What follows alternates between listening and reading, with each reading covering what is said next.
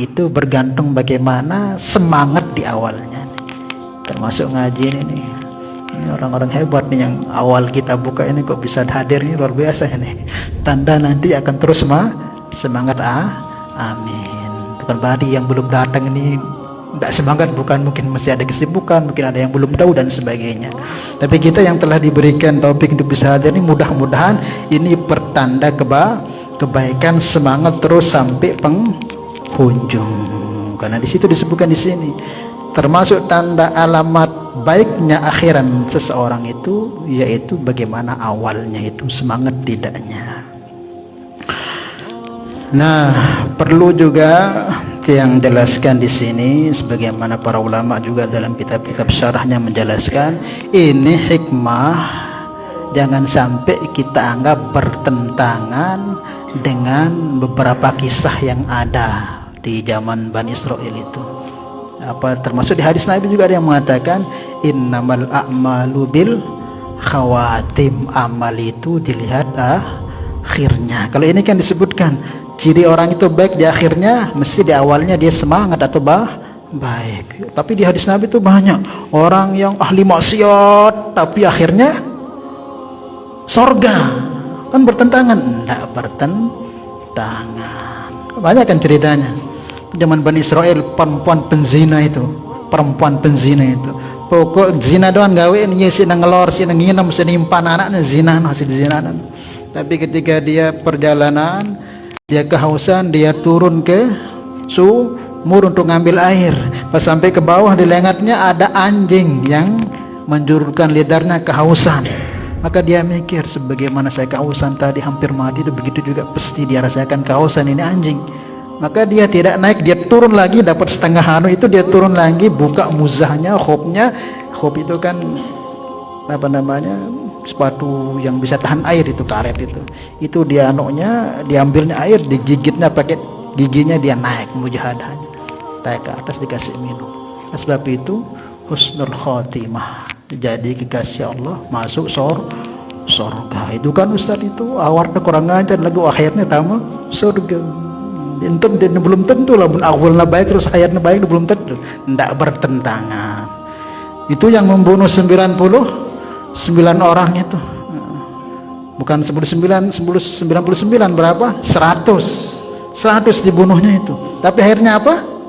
Surga. Wah, mau buat kebaikan secara zahirnya, wah ndek man, mesin niat doang. Nah, itu Ustaz itu kan itu kurang ngajar, mati dengan malah. Lagu surga mau dia bertentangan dengan apa yang kita kaji? Tidak bertentangan. Jadi dalam Al-Quran itu kan banyak ayat-ayat yang menyebutkan innalladzina amanu wa amilus solihati lahum jannatun tajri. Banyak sekali ayat itu. Orang yang dari awalnya beriman dan beramal soleh, akhirnya masuk surga. Banyak itu, banyak. Nah, maksud yang ada di hadis Nabi yang seperti itu, di antara hikmahnya supaya kita memahami, supaya enggak kita anggap bertentangan dengan hikmah ini, dan di ayat-ayat Al-Quran yang lain itu kan terjadi enggak sering yang seperti itu. Orang yang awalnya ahli maksiat akhirnya menjadi taat, itu enggak sering. Itu bisa jadi 1001, enggak sering itu pun ya biasanya orang itu hidup dalam ketaatan, mati dalam taat. Hidup dalam kelalaian, mati dalam kelalaian. Hidup sering dalam maksiat, mati dalam. Itulah kebanyakan umumnya. Adapun yang seperti yang ceritakan itu 1001, kapan bisa terjadi seperti itu? Ada memang, tapi jarang. Nabi kita Mustafa Muhammad SAW sabdakan, yamutul mar'u ala ma asya. Seorang itu mati menurut keadaan hidupnya, bambe hidupnya sehari-hari. Namun ahli masjid, ahli majlis, istiqomah dalam kebaikan, itu insya Allah nanti matinya seperti itu. Itu kebiasaannya seperti itu. Nabi sabdakan yamutul mar'u ala ma asya. Orang itu akan mati menurut keadaan hari-hari hidupnya bagaimana. Paman asya ala ta'ah, pamata ala ta'ah. Siapa yang hidupnya dalam taat, ya matinya insya Allah dalam taat. Paman asya ala ghairu dzalik, siapa yang hidupnya dalam maksiat lalu terus menerus aja dikerjakan, insya Allah seperti itu dia akan mati. Maka kita usahakan ya hari-hari libatkan diri kita ini usahakan dalam suasana kebaikan, dalam kebaikan-kebaikan, supaya mati kita juga dalam kebaikan.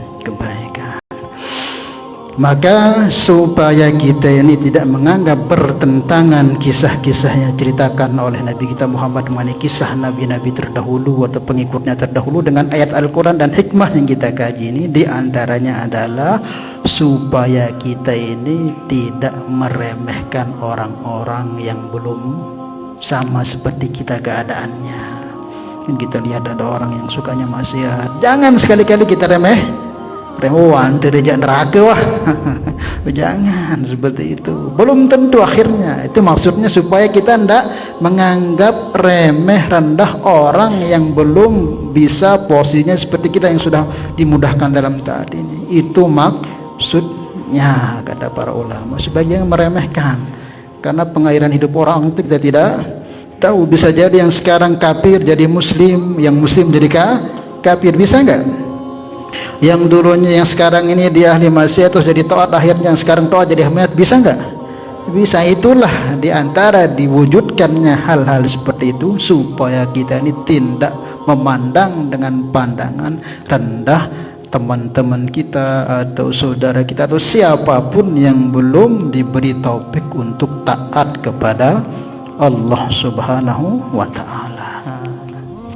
Kan banyak cerita itu, orang yang memusuhi Nabi, yang sampai ingin membunuh Nabi, bahkan sudah mau masuk rumah Nabi itu seret pedang.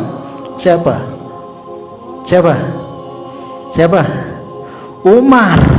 Diseret pedang itu sampai ke rumah Nabi, ketok pintu Nabi. Tapi jadinya Umar siapa? Oh, kekasih Allah, Khalifatul Mukminin, orang dijamin masuk surga, yang kuburnya itu bergandengan dengan Sayyidina Abu Bakar dengan Rasulullah. Awalnya siapa?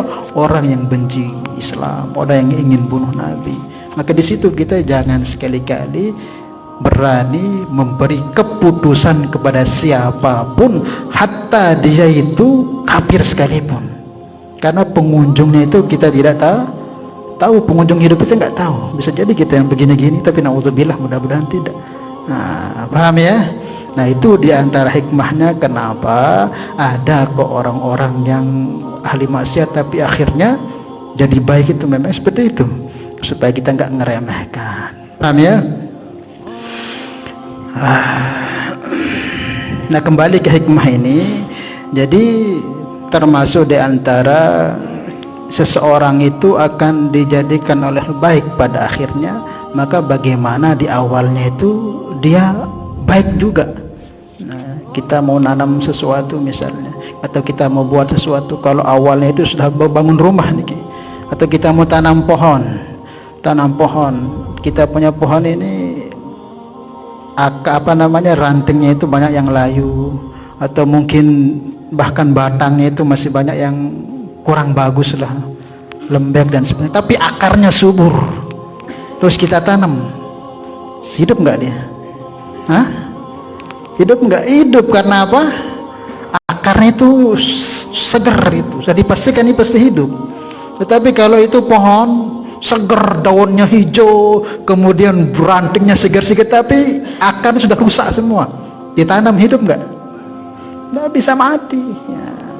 Nah, seperti itulah kalau sudah awalnya itu sudah bagus, maka nanti akhirnya akan bagus. Tapi sudah awalnya itu sudah nggak semangat, loyo, kurang respon dan sebagainya, maka akan seperti itu, akan lemas, loyo juga sampai akhirnya. Paham ya? Nah, jadi seperti itu. Terkhusus kepada para salikin, para orang-orang yang ingin dekat dengan Allah Subhanahu wa ta'ala, maka hendaklah awalnya itu diawali dengan kebaikan. Nah, kalau kita mau dekat dengan Allah, maka